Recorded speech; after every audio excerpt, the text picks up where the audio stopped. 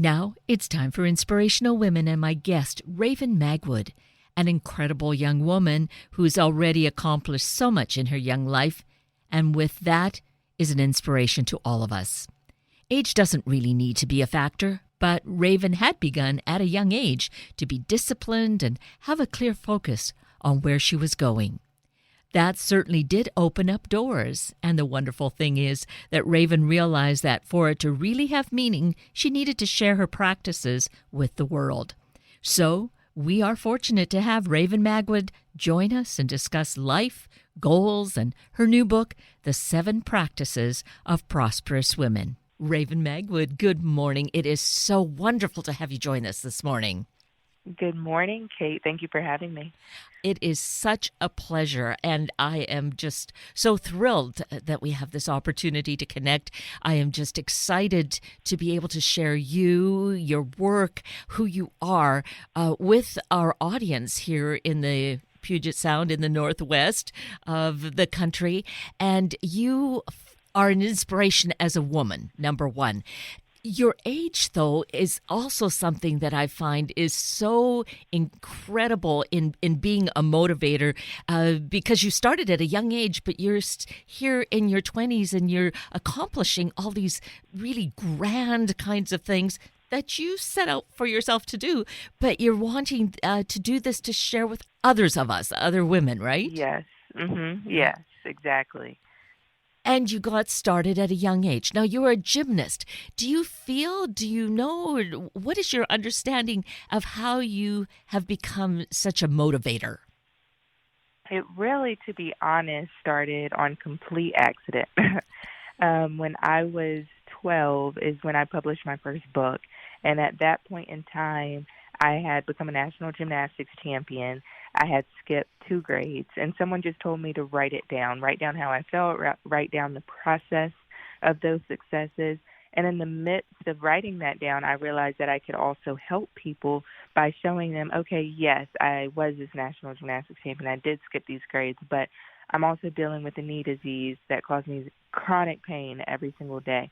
I also had surgeries. I also had people in my life who were negative towards me. So that turned into my first book, On to Victory, which turned into being invited to my first speech, which was actually for Stedman Graham at 12 years old. And then from there, it just kind of snowballed into more motivational speeches, and now I just published my 4th book. Your 4th book, which is so incredible. Yes. But I guess when one starts at age 12, essentially the sky could be the limit, right? As to numbers of books.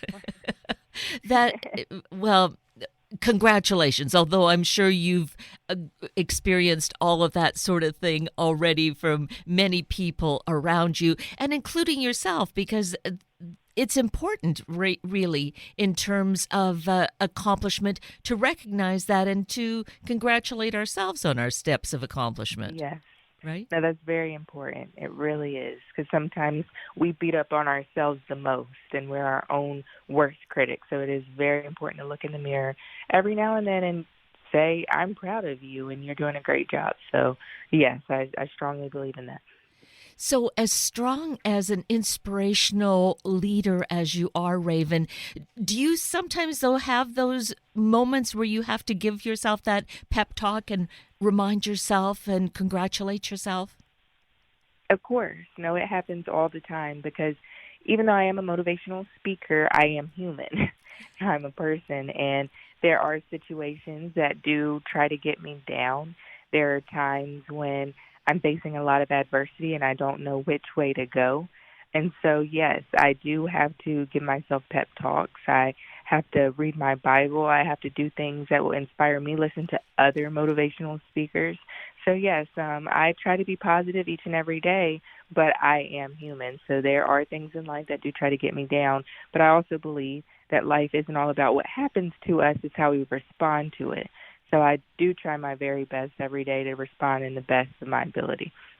Oh, I just love that particular attitude and that quote about how life is not what is dished out to us, but how we respond to it. And obviously, with speaking about having a problem knee, being a gymnast, obviously this was one of those things that would have been so easy to say, oh, well, I have this injury or I have this problem. I may as well, not go down that path. Yes, exactly. And with that, I wanted to do gymnastics so bad. I had a goal set in my head that I wanted to go to the Junior Olympics. I wanted to go to nationals. I wanted to win nationals. So I knew that despite what I was going through, that I could make it through if I spoke with my coach and adjusted my practice schedule a little bit. There were times that I couldn't practice. I just had to sit there and condition and ice. But by adjusting my practice schedule, having a supportive coach, and really having that mindset that I was going to keep moving forward no matter what, that's what allowed me to move through that hard season of my life and still become that national gymnastics champion. And you also, in your, I'm going to still call it this short life thus far, have also been a gymnastics coach. And no doubt you've done that same kind of inspiration for other young women, for other young girls. Exactly, yes. I actually currently coach at a gym called Sparkle City Gymnastics, and my mother and I actually own the gym. So it's been a great experience to see it from the other side. Formerly, I was a gymnast. Now I'm a coach, and I get to mentor these young girls and see what their thought process is in performing these skills. And it's just been a really rewarding experience. Which is an incredible story all in its own, but it's just one part of all that's been going on in your life. Yet, this is probably, since you're mentioning the gym that you and your mother co-own, which I think is just also another wonderful experience, mom and daughter doing this together, right? Yes. Yes. Yes, it is. It's been a lot of fun. Yet it has its story too, how it wasn't necessarily your goal to get this opportunity or to do this sort of thing, but it was just how you have approached life, setting goals and how other doors open and bring you to places you might not realize you were destined to be. Yes, this is very true. I would have never thought that I would be a gym owner, a gym co-owner. Things just fell into place with me doing the best with every opportunity I had been given at the time. It started off really with one of my former teammates. She was coaching at the gym and had to leave unexpectedly, and the girls would have been left without a coach. And so she knew that with my schedule, even though I travel and do different things, it's sporadic. I'm not giving a speech every single day. I don't have a book signing every single day. I'm not filming a movie every single day. So I did have time in the afternoons to come into the gym and help the girls. And I told her, okay, for 1 year, I will commit to this. And it ended up turning into 2 years with me just falling in love, not only with the girls, but with the coaches and just the concept of being that constant mentor for them. So then going into year 3, the owner at the time was getting older. I believe he was about 71 at the time. He pulled me aside and said, Raven, the girls have fallen in love with you. I love you. I look at you as a daughter. I think that you were the best person for the job to carry on the gym. And so at that time, just divinely, my mom was selling another business, and she could do a 1031 exchange to get this business. So with her investment, my sweat equity, we just changed a few things with the gym and really kept everyone on board, just changed the philosophy a little bit, and we've grown about 400% in the past 3 years. So it's been an amazing experience. Well, it sounds amazing. It sounds like a great story. And it is a great story, but it's also a true story. And Yes. and I think, hearing this, we'll say, oh, well, that's great. Raven was able to do that. Well, yes, because you listened to the direction, to your heart, to those promptings, God promptings within you, and did that. That's your place. But we all, if we are open to it, have those kinds of things waiting for us. Isn't that so? Yes. Yes, I really do think so.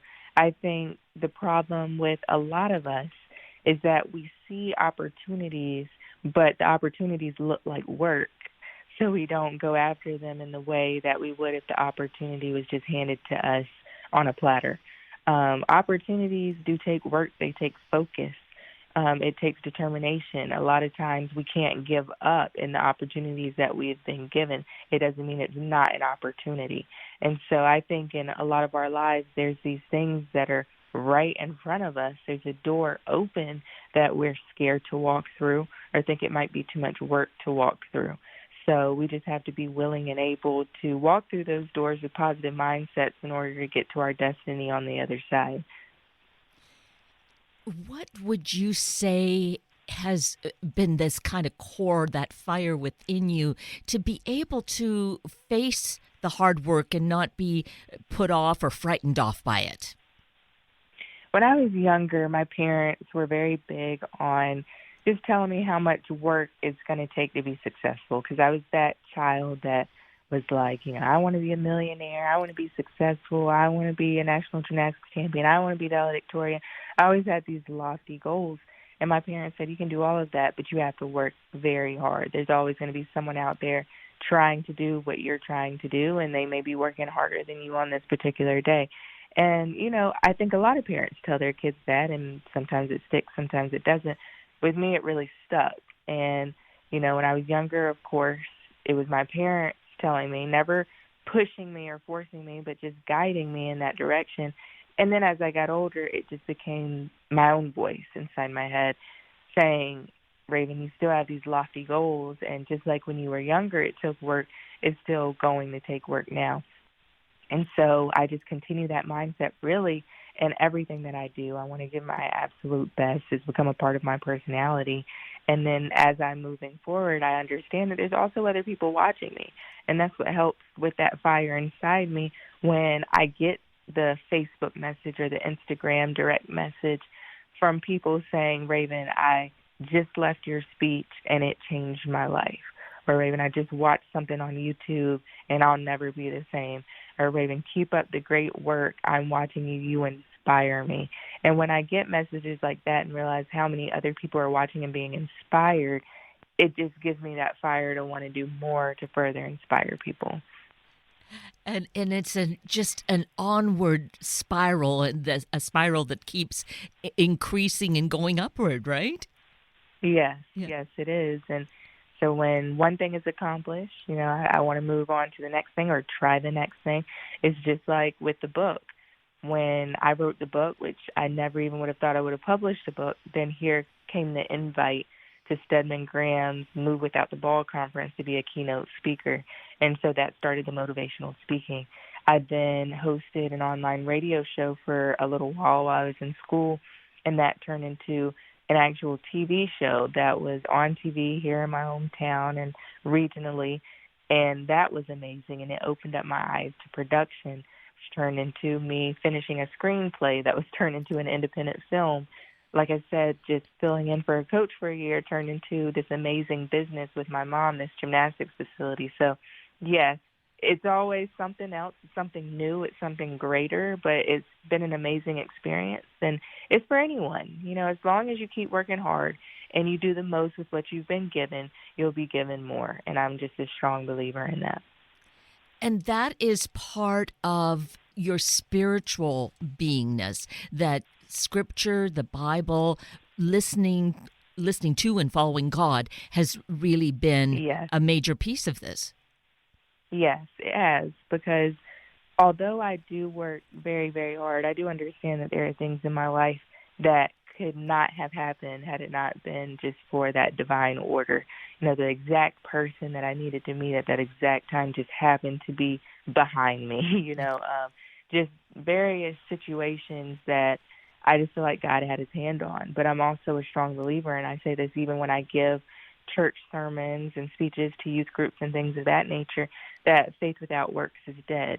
And so we can't pray for things that we're not willing to put the work behind. So, yes, I do have faith that God has his hand on my life and that he put me on this earth to do many great things. But I also believe that I have to put the work behind it and, just keep doing everything that I need to do every day in order to realize my full potential in his eyes.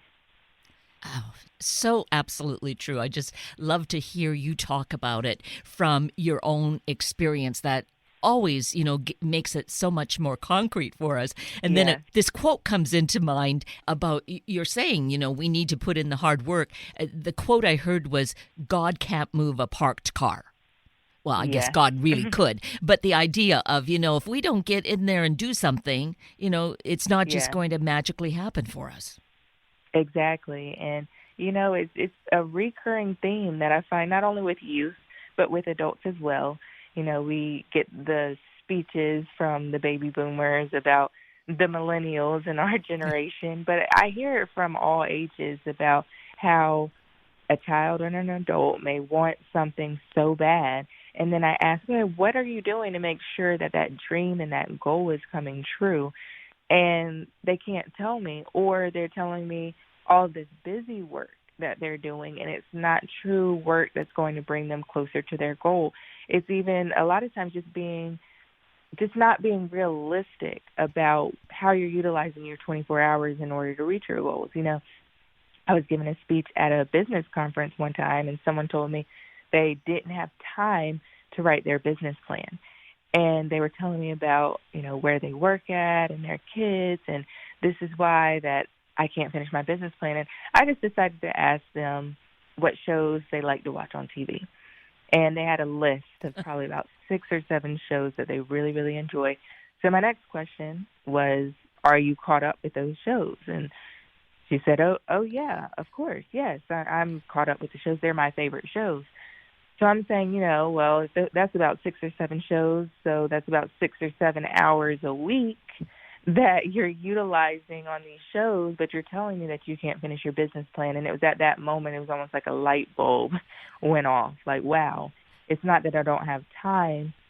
I'm not intentionally making the time for the things that I say are important to me. And if I really wanted this business plan done, I could have it done.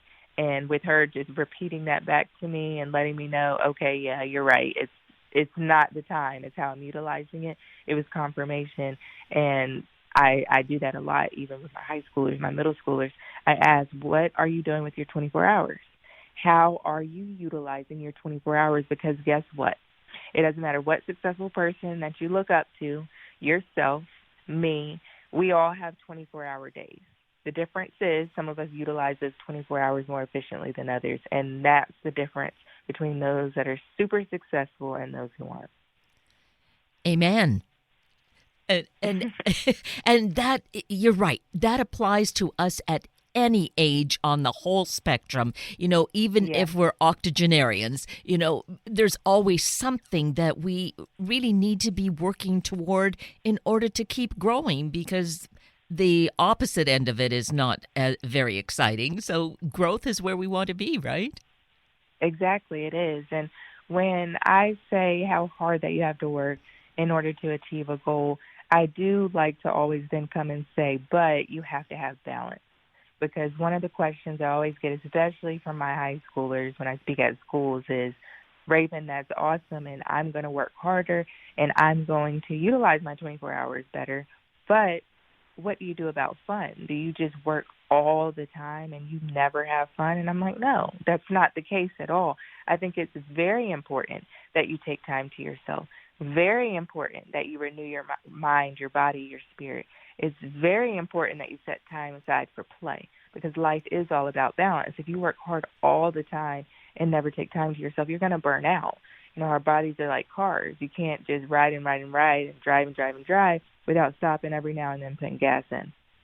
And so, yes, I say work hard. You have to work extraordinarily hard to achieve extraordinary results, but still take that time to take time for yourself and renew yourself and have that balance. That is what's very important. Just don't go overboard. And I go back to the car example. If you're at the gas station filling up, once your tank is full, you get back on the road and you drive. You don't keep putting gas in the car and it's full. So just kind of think about that as you're going through your life, that there is that balance between work and play. You do have to work very hard, but you also do have to take time to take care of yourself. again, so very inspiring and motivational, and it's exciting to know the response that you get from youth, from young people. In fact, you've even had the opportunity to speak to youth in juvenile detention, and that's been an inspiration to you. Yes, that was an amazing experience. My first time at a youth prison. Walking in, I did not know what to expect. I'm someone who was achieving certain things at that point in time, and now I'm walking into a room with youth who are in there for attempted murder and burglary and armed robberies. It was a different experience, and I didn't know would they relate to me.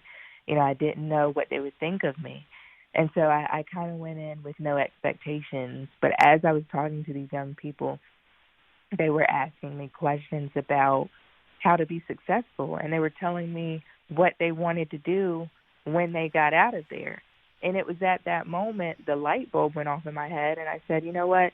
I should be ashamed of myself for trying to put these kids in a box for being in this juvenile detention center. They want more for their lives. They made mistakes, yes. They may have a long way to go, yes. But at that moment, I realized that we all want to do something great in life. We don't wake up in the morning and say, I want to be mediocre. We don't wake up in the morning and say, I want to go to jail. I want to drop out. I want to be a bad mom. We don't do that. We wake up wanting to accomplish something great, wanting to be great. Now, whether we choose to put the work behind it or not, that's going to be up to us individually. But we do want something greater, and that's what those youth in that first juvenile detention center showed me. And that just really opened my eyes to wanting to speak to more youth in that situation to open their eyes, because I just really believe that when you know better and you see more, you want more. And that's what I want to be able to provide, not only to youth, but women around the world, men around the world, and anyone with a dream. And there's no holding you back. Yeah, I mean, you're definitely moving forward with that goal, with that dream for your life. Yes. So, we've talked about the fact that you've written these books. One of the main focuses, and I think we've really touched on a lot of it this morning, is one of the recent books, 7 Practices of Prosperous Women. Of course, Yes. This applies to anybody, but very specifically for women, because we can find ourselves bogged down, but also, statistics show that women are not being compensated to the same degree as male counterparts. And this really is encouraging us and showing us a way forward. Yes, it is. I would travel around the country speaking to women's groups, and I would get questions all the time about my positive mentality, about how to achieve success, how do we not give up, what do we do about the people in our lives who don't believe in us. And so that's when I really just wanted to sit down and write this new book, The 7 Practices of Prosperous Women. And with everything that's in the book, it's about really finding what your dreams and goals are and attacking those dreams and goals, and not limit yourself at all. Never limit yourself to think a man can do something and you can't do it, or you don't deserve the best in life. And so I really just break down these 7 practices for women to utilize each and every day in order to become the best versions of themselves. And we've already touched on some of it, but you, of course, have it very concretely in the book, these 7 practices. And I think the first one, visualizing the end result, is so critical because we can flounder otherwise if we aren't being specific. So talk about that one with us, Raven. Exactly, yes. Visualize the end result. It's first, because I'm just a strong believer that you have to know where you're going if you're going to get there. Now, I don't mean that you have to have every single little detail of your life planned out for years, because life happens. We have to go on detours, and things don't always happen the way that we envision them to begin with. But when I say visualize the end result, you have to ask yourself a few questions. You have to know what direction you want to go in life, what type of person you want to be. If you're still on the market, what kind of spouse am I looking for? What kind of kids do I want to raise? What business do I want to have? What impact do I want to make in my community? Those types of questions lead you into a direction that you want to go. And when you decide on that direction, all of your actions line up in that way. So it's just very important that we visualize the end result because, once again, to go back to an example with cars, I love cars, as you can see. But when you get in your car, if there's a destination in mind, whether you put it in your GPS or whatever you do, you know the route that you need to take in order to get to that destination.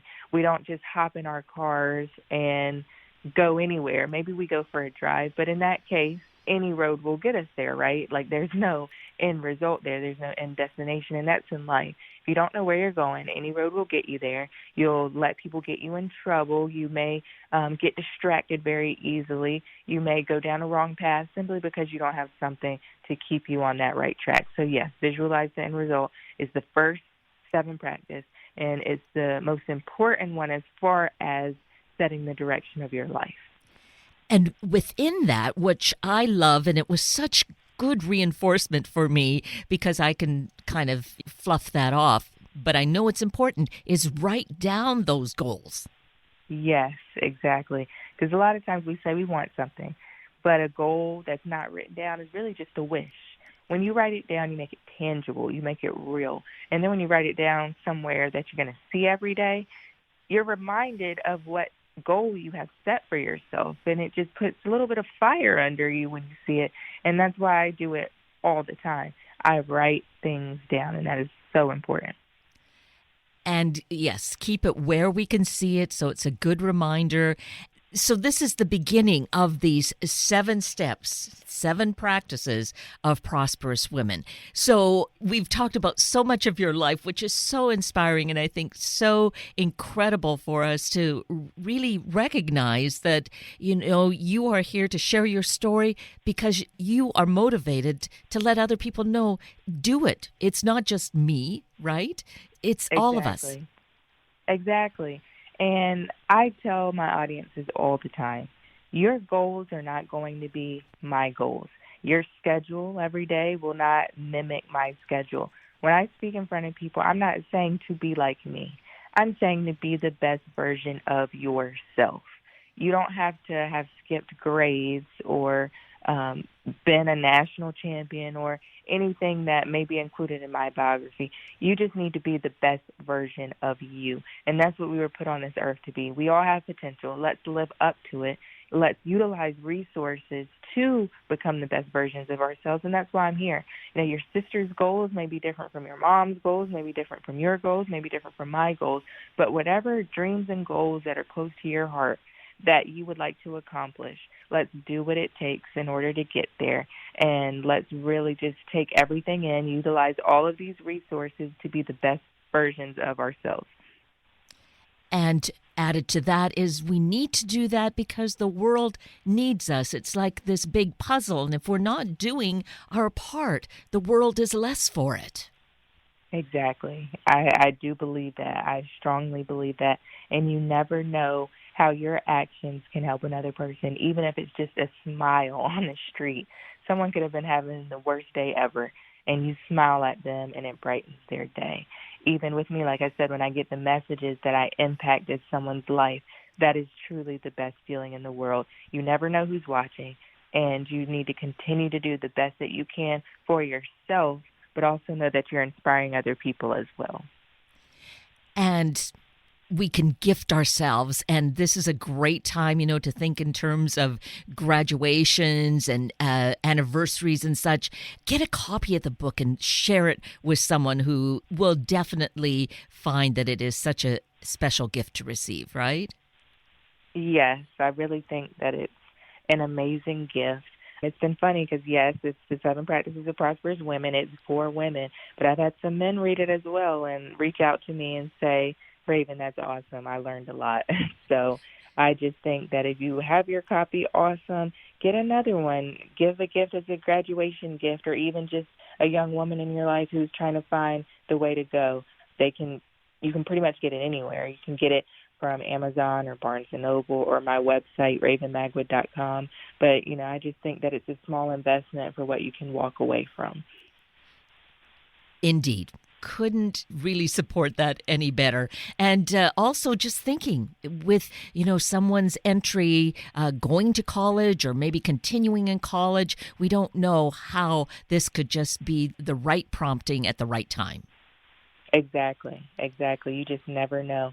One passage, one paragraph, the book itself, even a quote could be enough to just change someone's direction. And sometimes we fail to realize how one decision can cause us to have such a completely different life, both positively and negatively. And I hope this book just helps stir people in a more positive direction. Well, I can't imagine otherwise, because I feel that it is so filled with positive messages and encouragement. And this time with you this morning, Raven Magwood, has been that so much and more. And I so appreciate who you are and what you're doing and taking time with us this morning. And I appreciate you, Kate. Thank you so much for having me. I truly, truly, truly enjoyed this conversation. And I as well. And with that, we're at the end of a very full hour of Inspirational Women with Raven Magwood and Sunday Morning Magazine with Patty Poblete. I'm Kate Daniels, your host, and I greatly appreciate your sharing this hour with me and these special guests. For details you might have missed or information you'd like to know, please just send me an email, kated@warm1069.com, and I'll get right back to you. Also, if you'd like to listen again or share these important stories with your family and friends, find the podcast on our Warm 1069 webpage. Click on the On Air tab, then Sunday mornings, and look for the show and guest names. I now wish you and your family a day of choice, knowing we can choose how to be, how to react. Have a week of the same, and then please plan to join me again next weekend for another hour of Sunday Morning Magazine and Inspirational Women on Warm 1069. Good morning.